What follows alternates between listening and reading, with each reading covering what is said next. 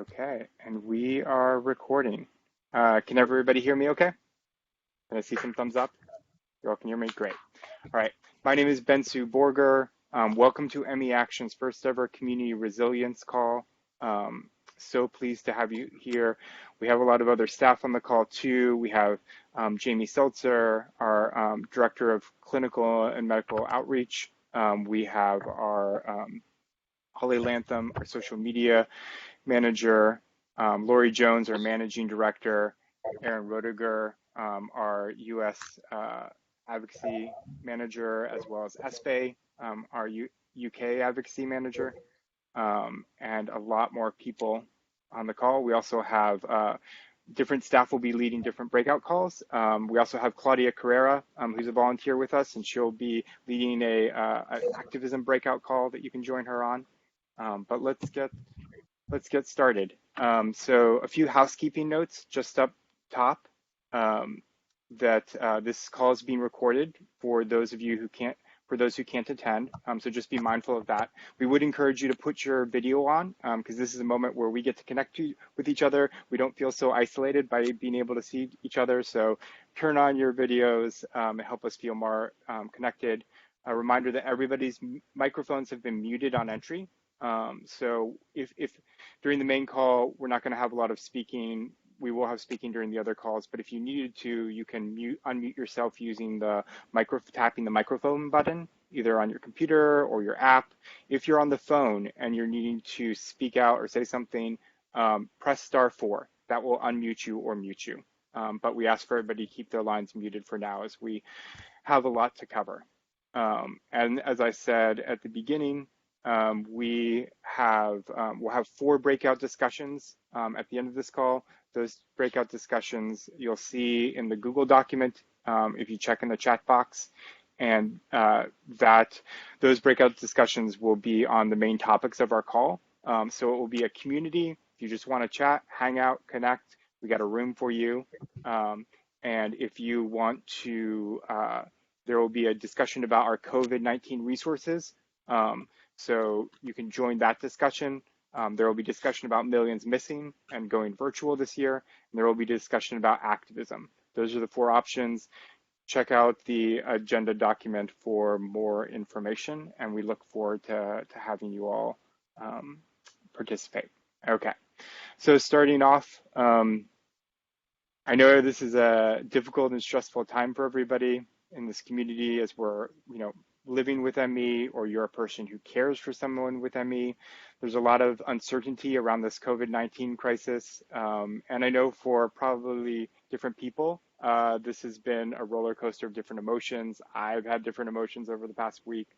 And I want to take a moment to acknowledge, I'm thankful that all of you are here. I appreciate you. We want this to be a moment we can extend help, and also let you all extend help to each other. And in this moment, I just ask that we all listen to each other really well. We come to this moment with different experiences. We have different health function, different financial and family situations, different geographic proximity to the outbreak, and vulnerabilities in different ways to racial bias or other things that may be going on right now. So as we're each facing different challenges and coping in different ways, let's practice respect and listening well to each other.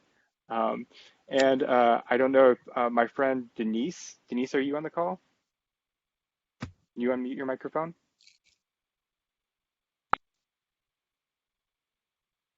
Hey, Denise, can you hear me? I'm here. Denise, are you one of the telephone lines? Ben, can you hear me? So I can't hear Denise. Can you guys hear Denise? Yes, we can hear her. You can. Yes. All right. So my apologies. Something's going wrong with my headphones. So I'm going to just switch here. All right. Denise, one thing that Denise often reminds me in the moment to take a breath, and I just wanted to, Denise is a person who's a caregiver for 2 children with ME and caregiver for her mother as well. And I wanted just to take a moment to have her say a few words if you want, and to encourage people as you've encouraged me in these past few days to stay sane and be kind to each other. Are you there? I am here, Ben. Can you hear me now? I can, yes. Okay. First of all, welcome everyone. And yes, this is a really tough time for everybody. And even though many of us have been living socially isolated for a long time, it's still tough. When I remind Ben and others to breathe deeply and regularly, I mean it as taking a moment for yourself to validate yourself. We put on ourselves, myself included, a lot of self-made pressure to produce, to have tangibles that show some sort of productivity. And it's really fine to tamp that down. It's really hard to do, but it's really fine to. We need to be kind to ourselves as well as each other. We need to try to find beauty and silliness and comfort that feed our senses. And if you can, give virtual hugs to folks. Another thing that I remind people to do is to think about the good things you're going to do for yourself today. Thank you, Denise. I appreciate that. I think we all do. It's not just about information and resources, but it's about us here together as a community, and I'm thankful to have this with you. All right, so let's jump into the rest of the call. So just a reminder, the things we're going to cover on this call are trying to make sure we provide a space to connect for community, share COVID-19 resources, update on millions missing, and to share a little bit about activism in this moment and what some of that looks like. But before we do, I just want to encourage, I know we have I see a lot of old faces that I've seen before. It's so good. In particular, I want to give a shout out to Retha. So glad she could make it. You're a fighter. Everybody, if you can give a wave to Retha in South Africa. We love you. We support you. This has been a difficult year for you, and we're so glad to have you with us. So thank you. For others of you who may be new, we don't have time to go through everyone's name, but I encourage you all to give a shout out in the chat message. So let us know your name, where you're from, and maybe something that you see in your room. Like, where are you? What do you spy with your eye? What's something that gives you brightness or joy in this day? I won't feel offended if you guys are talking, having a side conversation while I'm talking. So feel free to utilize that chat box, and welcome to everybody. We're going to be doing meetings in the future and figuring out a format. You can give us all feedback on what works well, what we can improve. But thank you for joining with us today. Okay. And with that, I will hop into our COVID-19 resources. I'm going to share my screen so that I can show you our new website, our webpage. So this is a webpage for COVID-19 resources for people with ME. Shout out to Jamie, who helped us design this very quickly, and many others. We've gone through several iterations. We had last week we had just a text version with links, and now we're trying to make it a little more interactive and easy to navigate around. One of the purposes of this breakout call will be talking about ways we can improve it too. So please join that discussion. You will note we are not doctors. We're not here to give you medical advice. You should not be seeing our site as you should follow your local health authorities' guidance on what you should be doing in your specific areas. But we know that, people with ME often get left out of the conversation, but there's a lot of good resources that we can be providing to one another in this moment. And so we wanted to try to collect some of that. So you will see also, if you have ideas for things to share, go to our website and then click that button to share your link and resources. You can pop something in here.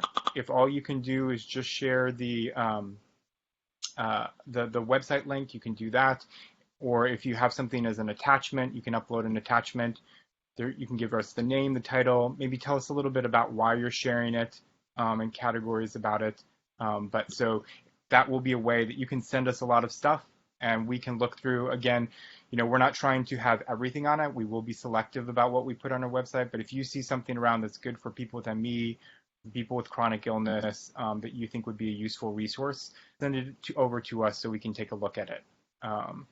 And I also just note we have a hospital form and a hospital checklist that ME Action resources that ME Action has created.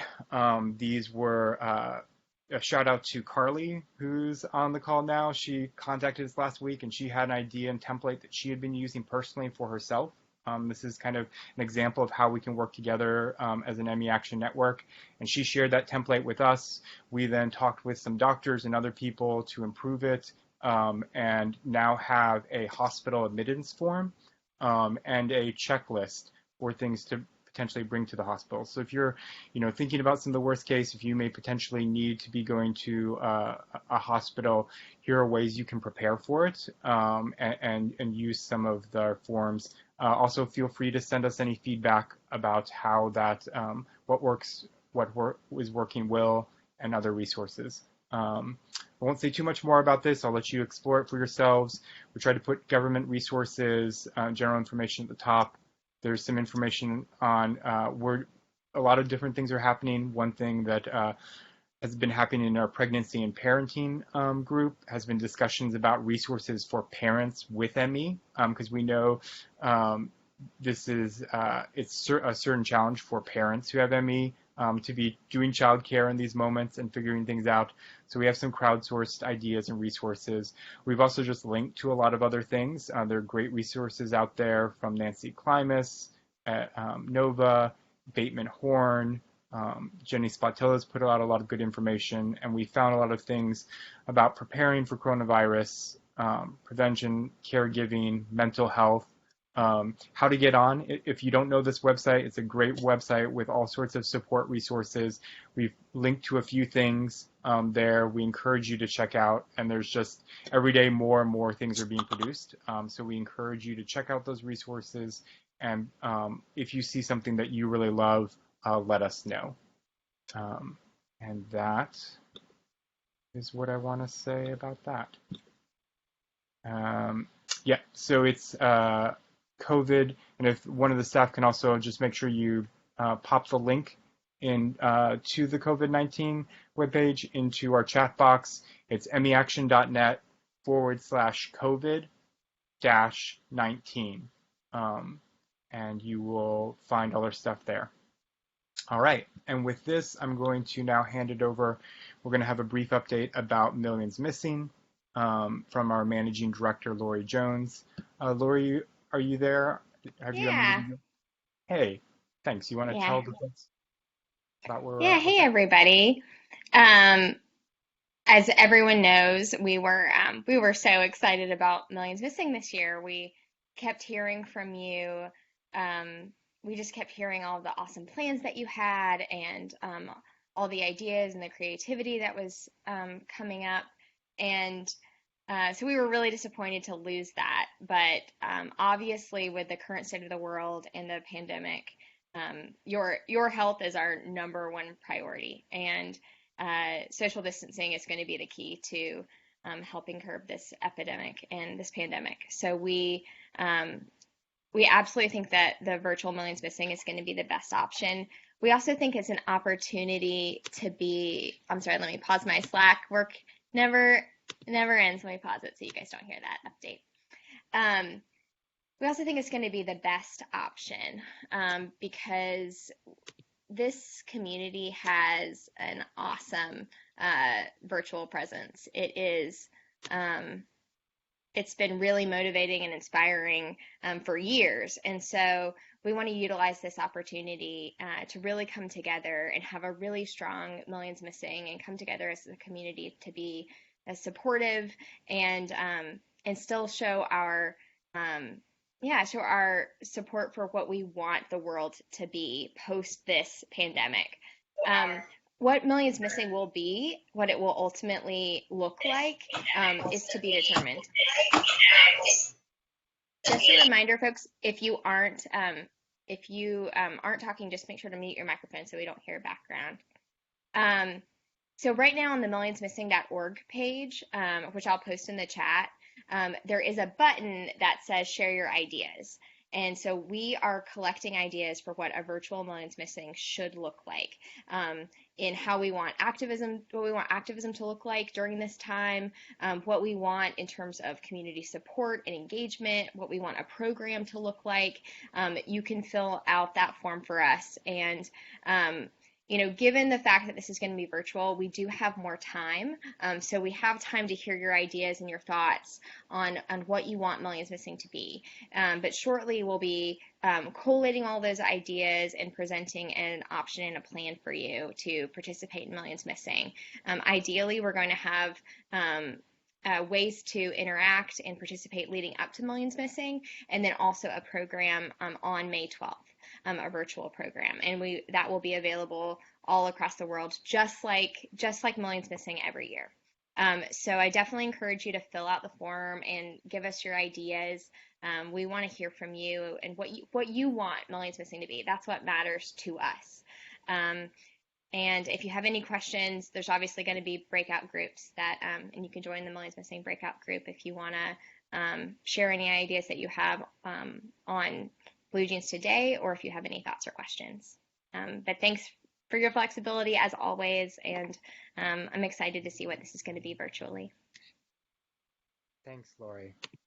Yeah, it is. We had some really cool plans that were coming, and like as all of us know, like life happens and things come. But what I'm so proud is the resilience of this community, and we know how to go digital. We know how to be a digital force for good in the world. So I'm excited to see how we adapt and what we do. So please go to millionsmissing.org. You'll find the link there to share your ideas with us.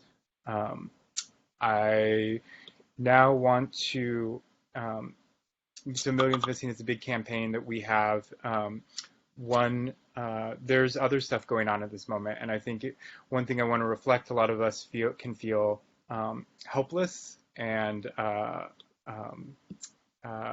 overwhelmed, not sure what to do. I know I have many of those feelings, but we also have power in this moment. And I want to take a moment to reflect on the power we bring to speak up for our community.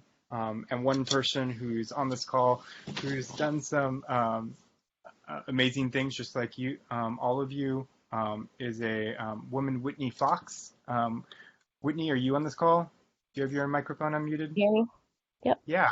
So Whitney is, for those of you who don't know, she's a person with ME in Maryland, and she is going to tell you a little bit about her life and the steps she's been taking with the Not Enough for ME campaign, speaking out to the NIH about the vulnerability of people with ME. And I'm going to toss it over to you. So Whitney, tell us a little bit about what these past 2 weeks have been like for you and what you've been enjoying.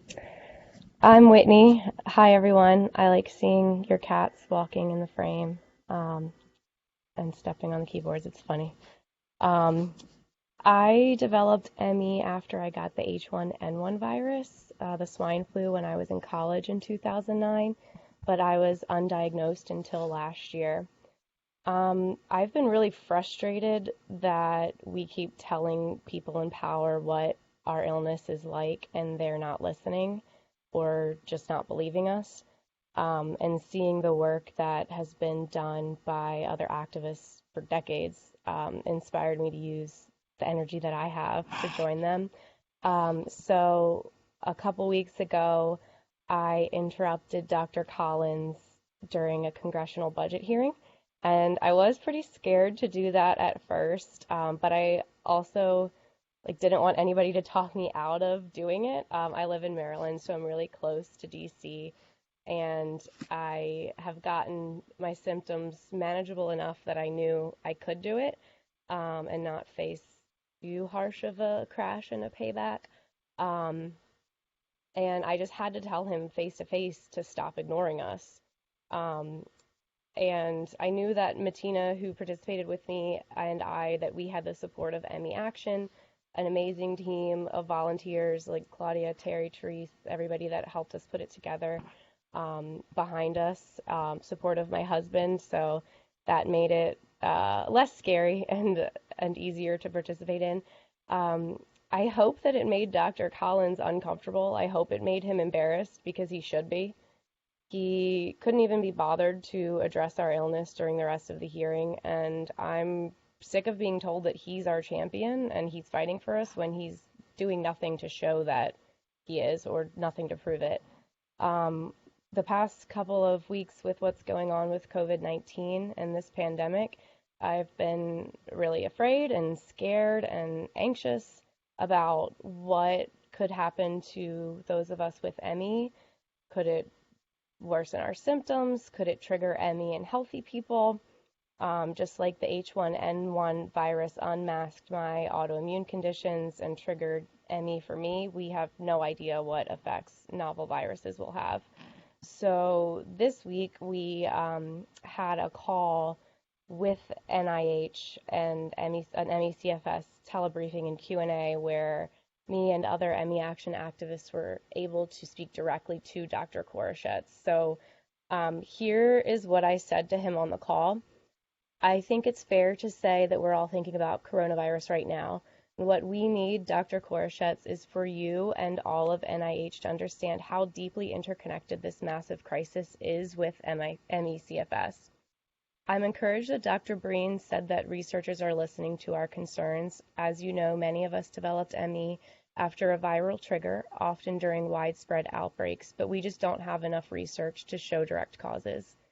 I was thrilled to see the fast action and news that the NIH has already started clinical trials on a potential vaccine. While prevention is so important, I want to know what will be done to study and treat people who contract this virus and remain ill from it like we have. The study that they talked about on the call with Dr. Jason is a perfect model for what we should see for coronavirus. How do you plan to include people with existing ME/CFS and study links between ME and other potential post-viral fatigue syndromes we could see? Their answer on the call was not very encouraging. They said this virus has a very real possibility of triggering ME/CFS, but they hope that it doesn't. And hope isn't enough for me, and it's not enough for any of us. We need the NIH to be proactive, not reactive. It's been a money game, and they've been giving us excuses for decades about why the money's there. And it really shouldn't have taken a global pandemic for it to prove that the money is there. They just need to make it there for us. We've been ignored and neglected for decades. We could have been providing them with valuable knowledge on how to treat people that may get this virus and become ill forever, and it's infuriating. We wouldn't wish this on our worst enemies. It's a horrible illness. It's horrifying that the NIH would acknowledge the risk that this virus has and still not do anything. So if we don't do anything, they're just going to wait for millions more people to get sick like us, and we're going to have to keep begging them to help us. And that's why it's important for us to keep up this fight. It's not just about us. It's the researchers that aren't getting the funding and the support they need, those that are healthy now and could become sick at any time, and especially those of you with severe ME. You deserve so much better than this. I started by helping out with Cards for Koroshetz campaign back around the holiday time, and that was perfect because my symptoms were worse at that time and I could do everything from bed. So the best part about this movement is it's by us, and our health is always put first. So I hope that a lot of you will join if you can, and if you want to talk more about activism and direct action, make sure to stick around for the breakout sessions with Claudia later. And keep fighting. I'm glad we're all in here together because I feel so much better with you guys around than like seeing how some of my healthy friends have reacted to what's going on this week. Thanks. Thank you, Whitney. That's so great. And it just inspires me. I know a lot of us are taking on new things all the time. And I was so encouraged to see the ways you stepped up and did a lot of things first time, but were heard by those in power who need to hear from us urgently. So thank you. Um, At this time, I want to actually ask somebody else, another volunteer who's helped us out, Therese, who actually got the chance to. I was briefly, right before all this coronavirus stuff, I was briefly in New York City and got to see Therese in person. Therese, are you there? Hi, can you hear me? I can. Do you want to? Oh, There, good. there's your video. Okay.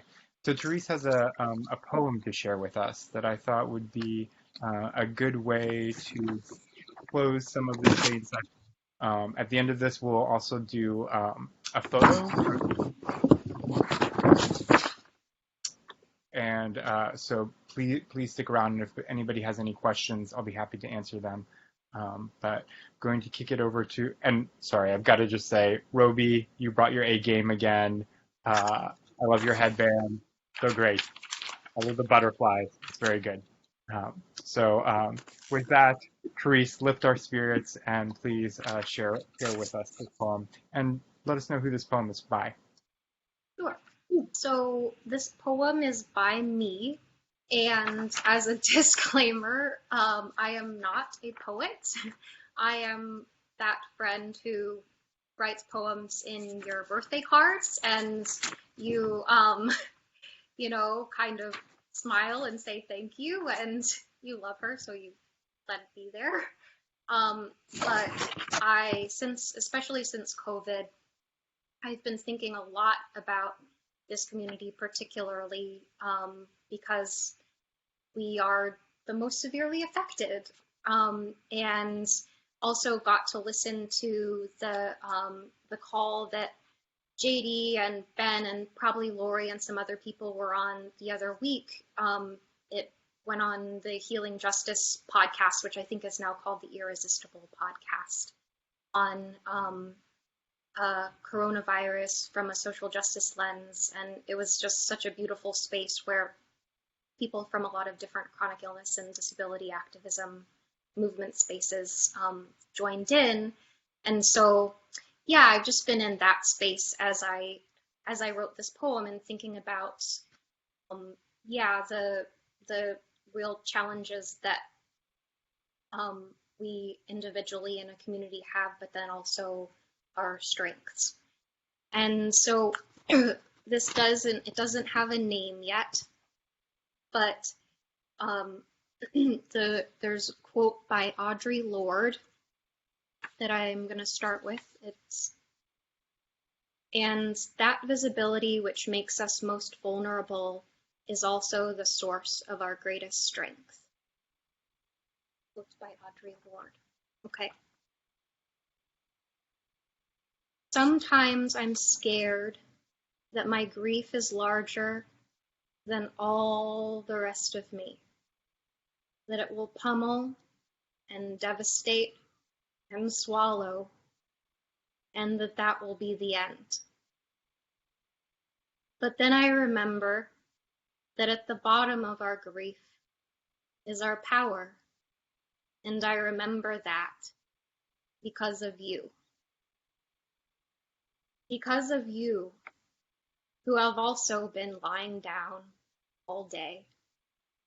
Because of you, who one day asked everyone on our Facebook group to share songs they thought ME sufferers could relate to, and I laughed and cried for hours. Because you, who make beautiful art from your bed. You, who share pictures with us of the flowers in your garden, which you sit in sometimes on your better days. You, who research and write and fight. You who have done this for decades now. You who got up just this morning to do it again. You, who I hold witness to on video calls, when the gaps between our isolated beds shrink, and we resolve to imagine and build paths forward together. You make me want to dive after shipwrecks, garden with stinky compost, forage for fruit between the thorns. You have taught me that tears can be invocations to our deeper selves, and that the anger clenching at our throats can ignite fiercely necessary fires. You and I, we might not have chosen this life, but it's potent and profound. A chorus of birds singing out into the dark. A chorus of birds singing out into the dark. Our illness and pain transforming into superpowers.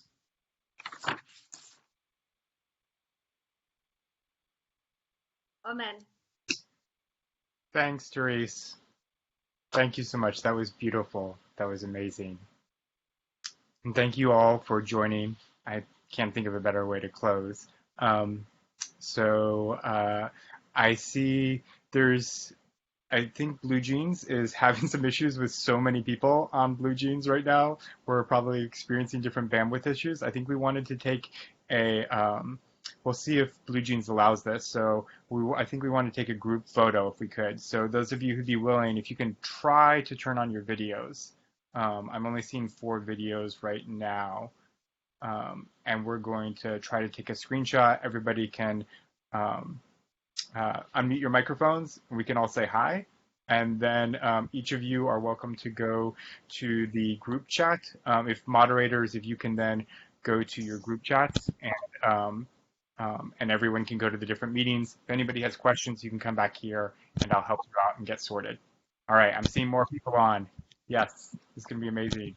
All right, so Lori, can you, I'll try to take some pictures, but I think I'm getting some audio, some bandwidth issues as well. So if you want to try taking them.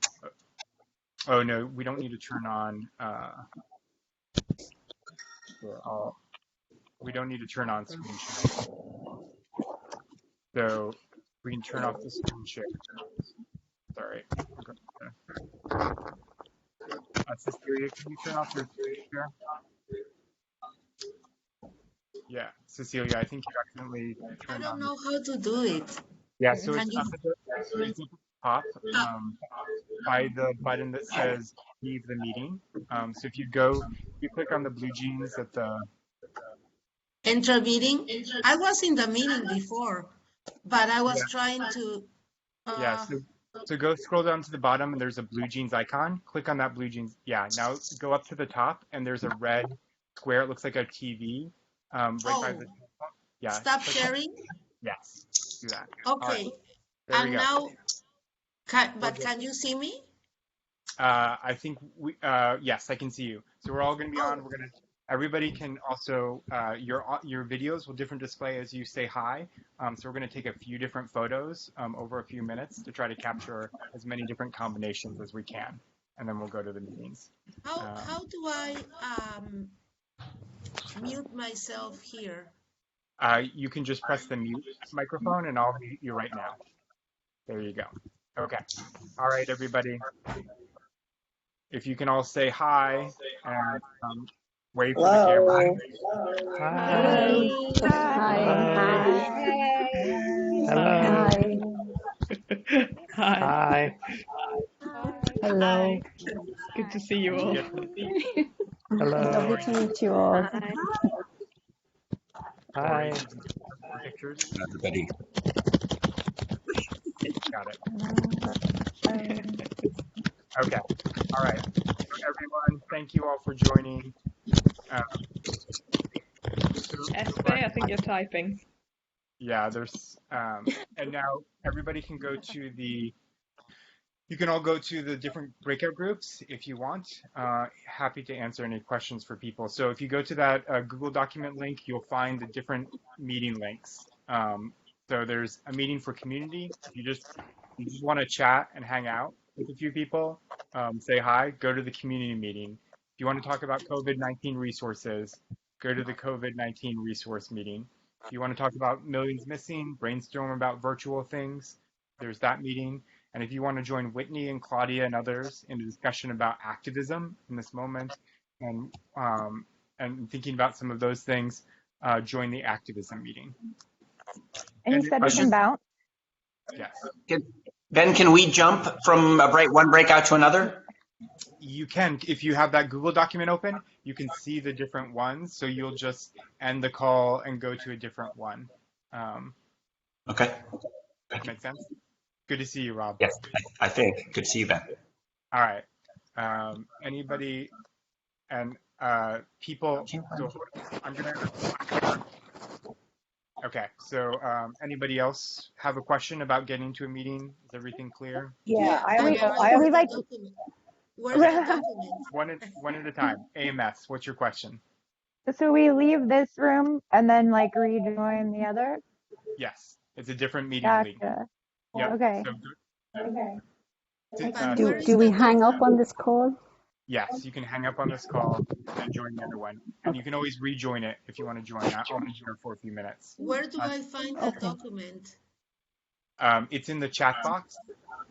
And yeah. What is the chat box? It's my first time on the computer. Yeah, Oh, no I worries. see. Yes, yep, go to chat. So you'll chat here in the chat box. Okay. Yep. So go to the so hang up on this meeting, Cecilia, and go to where that link. And Claudia. Yeah. Okay, thank you. All right. Bye, Cecilia. Cynthia, you had a question? Yeah, I have old technology. I was trying to figure out. Can you actually see me? Yep, I can see you. But yay, first success. And secondly, you said just go to the chat box. Yeah, so I'm going to share my screen, and you can see what. Thank you. All right, so here's my screen. Hey, Rob. Mm-hmm. Just one second. So if you're on an app, this is a computer. This is what it looks like on the computer.